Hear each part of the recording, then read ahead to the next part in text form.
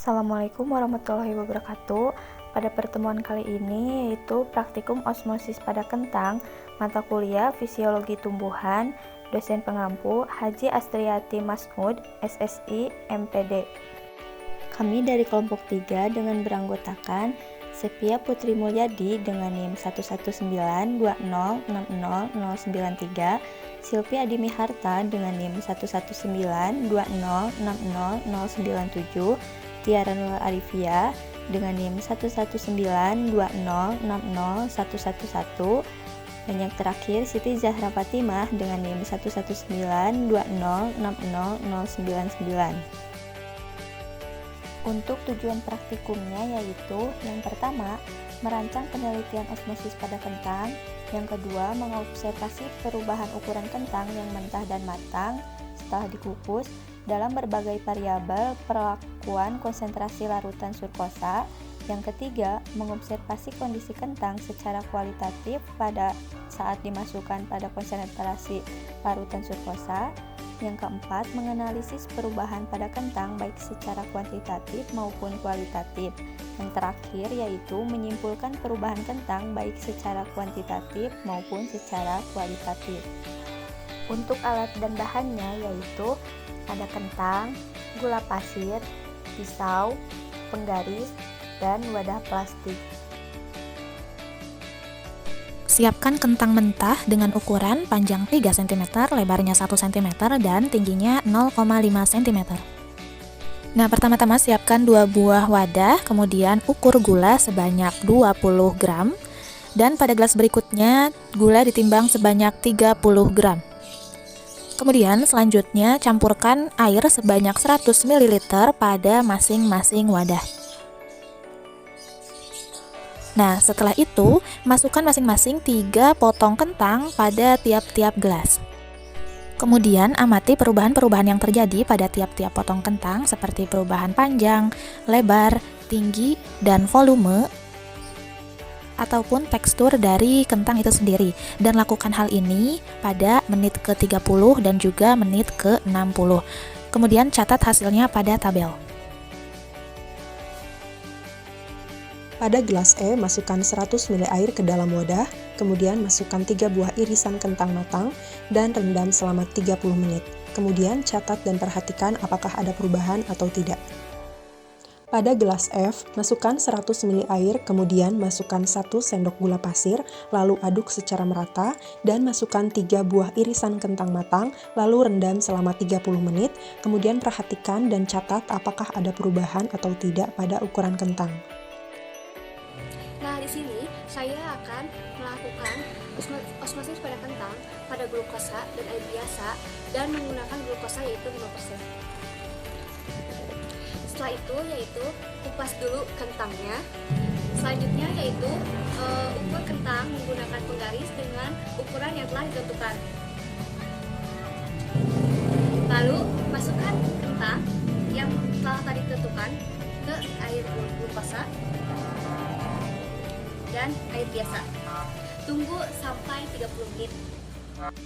Untuk langkah yang pertama, masukkan surkosa ke dalam gelas G 20%, lalu tambahkan air 100 ml. Selanjutnya, masukkan kentang 3 butir yang telah diukur, panjangnya 3 cm, lebarnya 1 cm, dan tebalnya 0,5 cm. Lalu, diamkan 30 menit. Selanjutnya, masukkan surkosa ke dalam gelas H dengan takaran 30%, dan masukkan air 100 ml. Lalu masukkan kentang 3 butir dan diamkan yang pertama selama 30 menit, lalu ukur, yang kedua 60 menit, lalu ukur.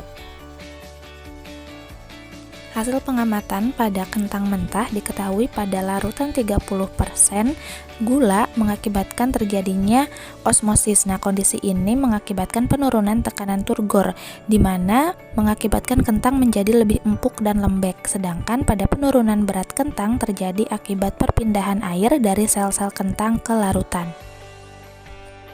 Nah, hal ini dicirikan dengan jumlah volume yang semakin berkurang atau mengalami penyusutan.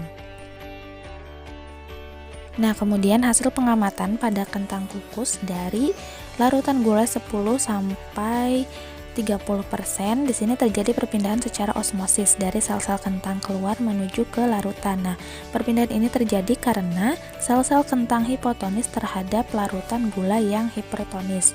Kemudian akibat dari masuknya air pada larutan air itu menyebabkan sel bertambah. Akibatnya terjadi keadaan turgid. Inilah yang menyebabkan kentang menjadi sedikit lebih keras. Baik, di sini saya akan menjelaskan mengenai hasil dari kegiatan praktikum yang telah dilaksanakan. Pada kegiatan praktikum, terdapat kentang mentah dan kentang matang. Nah, kemudian kentang ini direndam dengan larutan air biasa dan larutan gula. Setelah dilakukannya perendaman pada larutan gula, nah tekstur kentang ini menjadi agak lembek dan ukurannya pun sedikit memanjang. Nah, sedangkan untuk perendaman pada air biasa, kentang ini menjadi keras dan ukurannya pun sedikit memanjang. Peristiwa ini sesuai dengan konsep osmosis, yaitu perpindahan air dari larutan hipotonis ke larutan hipertonis melalui membran semi-permeabel. Saat kentang direndam dalam larutan gula, akan terjadi perpindahan air secara osmosis dari sel-sel kentang yang keluar menuju ke larutan. Nah, perpindahan air ini terjadi karena sel-sel kentang hipotonis terhadap larutan gula yang hipertonis. Nah, untuk kentang yang direndam dalam air biasa, peristiwanya terjadi berkebalikan. Air dari larutan masuk ke dalam sel-sel kentang karena sel-sel kentang ini hipertonis dibandingkan air. Nah, akibatnya masuknya air ini menyebabkan isi sel bertambah dan sel dalam keadaan turgid. Inilah yang menyebabkan kentang menjadi keras dan beratnya pun bertambah. Hal ini sesuai dengan pernyataan Willman tahun 2021, zat pelarut air akan berpindah dari hipotonik ke hipertonik hingga isotonis yang mengakibatkan plasmolisis. Nah, potensial air pada sel dipengaruhi oleh larutan. Ketika larutan hipotonis, maka molekul air di lingkungan akan masuk ke dalam sel sehingga menambah berat sel. Ketika larutan hipertonis, maka molekul air di dalam sel akan keluar dan mengurangi berat sel. Kentang yang direndam dalam larutan gula mengalami osmosis di mana kandungan air dalam kentang akan lebih besar sehingga air cenderung keluar yang menyebabkan berat kentang ini berkurang. Nah, untuk kentang yang direndam dalam air biasa, ini akan mengalami difusi, di mana kandungan air yang ada di luar kentang lebih besar sehingga air cenderung masuk dan menyebabkan berat kentang bertambah. Adapun kesimpulan dari hasil kegiatan praktikum yang telah dilaksanakan adalah peristiwa osmosis yang terjadi merupakan perpindahan zat cair dari yang konsentrasi rendah ke konsentrasi tinggi, seperti pada kentang dan air. Air yang memiliki konsentrasi rendah berpindah ke kentang yang memiliki konsentrasi tinggi, sehingga berat kentang bertambah. Sedangkan pada larutan gula dan kentang, peristiwa osmosis yang terjadi adalah zat cair pada kentang yang memiliki konsentrasi rendah berpindah ke larutan gula yang memiliki konsentrasi tinggi, sehingga memengaruhi ukuran panjang kentang. Cukup sekian. Wassalamualaikum warahmatullahi wabarakatuh.